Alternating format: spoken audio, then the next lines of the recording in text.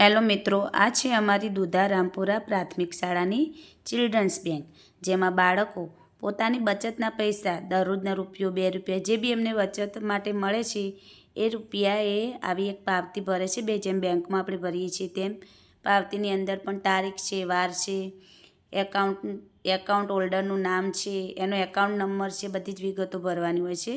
બાળકો આ બધી જ વિગતો આ રીતે ભરતા હોય છે અને એમના પોતાના જે પૈસા હોય છે જમા કરવાના એ પણ ધારો કે 2 રૂપિયા કરવાના હોય છે તો અંકમાં પણ 2 રૂપિયા લખવાના હોય છે ને શબ્દોમાં પણ નીચે 2 રૂપિયા અંકે પૂરા એવું લખવાનું હોય છે. પછી નીચે કેશિયરની સહી અને મેનેજરની સહી એવી 2 સહીઓ લેવામાં આવે છે. બાળકે પાવતી લઈ અને પછી બેંકમાં આ રીતે લાઇનમાં ઊભા રહે છે પોતાની પાવતી ભરીને. પછી જે અંદર પાવતી પોતાની બાળકો આપે અંદર એટલે પહેલાં કેશિયર જોડે જાય છે. એટલે કેશિયર છે ને એ પાવતી અંદર વિગતો બધી ચેક કરે છે અને પછી સહી કરે છે પોતાની. પછી અંદર એક કેબિનની અંદર પણ એક બારી છે. એ બારી દ્વારા એ જ સહી કરેલી પાવતી મેનેજરને આપે છે. મેનેજર પણ બધી વિગતો પહેલાં ચેક કરે છે અને પછી આનું એક રજિસ્ટર બનાવવામાં આવેલું છે. એ રજિસ્ટરમાં જે પૈસા જમા કરવામાં આવવાના હોય ને એ નોંધે છે. આ રીતે જો આ બાળક નોંધે છે, ઉપર તારીખ વાઇઝ વિગતો હોય જ છે એટલે આ રીતે નોંધે છે અને પછી પોતાની સહી કરીને પાવતી પોતાની પાસે જમા રાખે છે અને જે પૈસા છે બાળકને આપી દે છે. એટલે બાળક પોતે જ આ રીતે આ નાની ચિલ્ડ્રન્સ બેગ છે અમારી એની અંદર પોતે પોતાના પૈસા નાખે છે. આ રીતે દરેક બાળક પોતાના દરરોજના 2 રૂપિયા, રૂપિયો, 5 રૂપિયા, 10 રૂપિયા, 20 રૂપિયા જે એને હોય જમા કરાવવા હોય એ જમા કરાવે છે ને આમાં નાખે છે.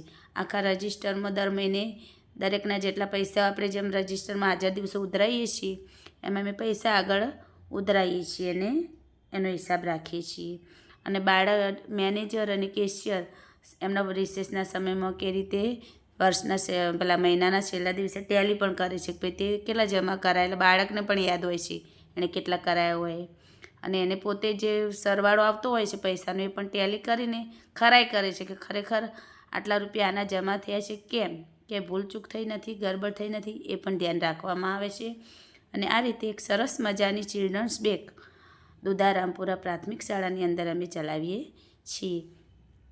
બેંકનો સમય અમે રાખ્યો છે પ્રાર્થના પછી તરત બેંક ગોઠવી દેવામાં આવે છે. ફોલ્ડિંગ બેંક છે ખોખામાંથી બનાવેલી, એટલે તરત જ બાળકો આવે ને એવા જ એમને પણ એક સૂચના આપી જ હોય કે જેને જમા કરાવવા હોય પહેલાં આ કામ કરે. એટલે બાળકો લાઈનમાં ઊભા રહીને પાવતી ભરીને પૈસા જમા કરાવવાના ને કરાવી દે. ત્યાં સુધીમાં હું અંદર હાજરી પૂરું ઓનલાઈન હાજરી કરું એટલામાં બાળકો પોતાનું બેંકનું કામ પતાવી દેતા હોય છે. એટલે અમે શિક્ષણ કાર્યના ભોગે કોઈ પ્રવૃત્તિ કરતા નથી. શિક્ષણ કાર્ય બાદ અથવા તો આ રીતે સમય કાઢીને અમે આવી પ્રવૃત્તિઓ કરતા હોઈએ છીએ. જય હિન્દ.